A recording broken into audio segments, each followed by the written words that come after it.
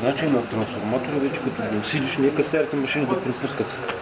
Това самия някаква скорост. Вече ако го сложиш на... Аз пък забравих да донеса едно такова, да видиш тия спасилки. Айде, де. Просто много време е това.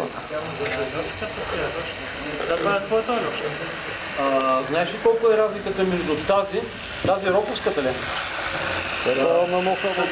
Сантиметър и половина.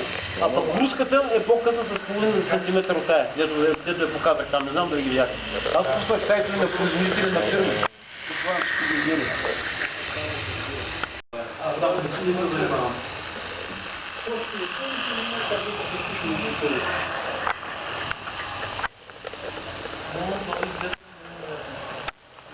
Това е другия след който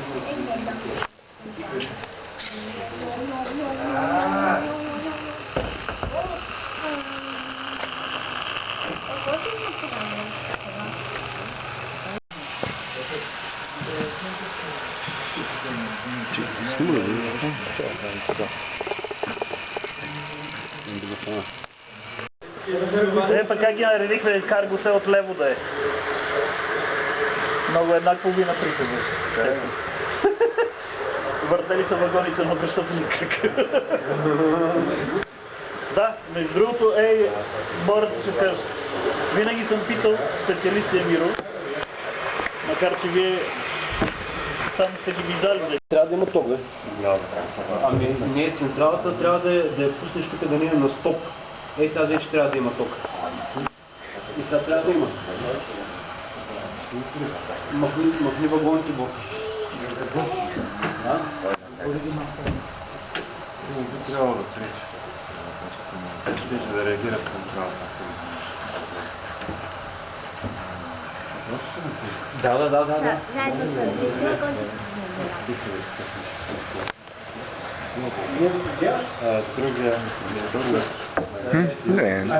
Клип пращат. Няма проблем, това не прекъсваш. Никъде да отиде да не е чатни. Добре, по-добре вариант.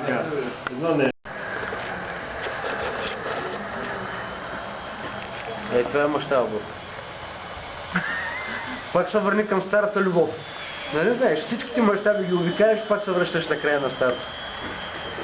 Той Марио е тръгнал от тетието. Той пък иска да се вземе в първа епоха, 70 и... Ема те са много малко. 38-цата и с вагоните там, тия аптая вагини 4-8-цата.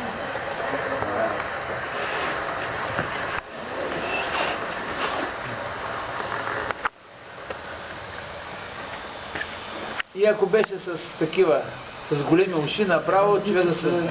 Големи уши, Аз харесвам с Вагнер. Крилетите, да. 4-4 има, само че в трета епоха с Вагнер.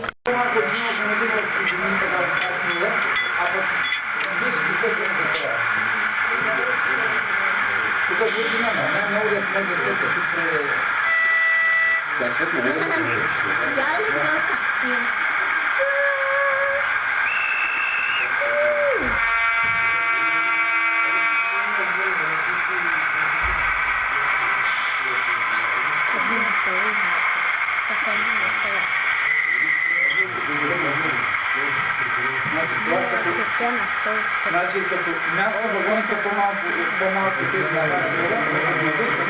Нали са много силна предпочитане, ако не се лъжа в цялата видя, чешка.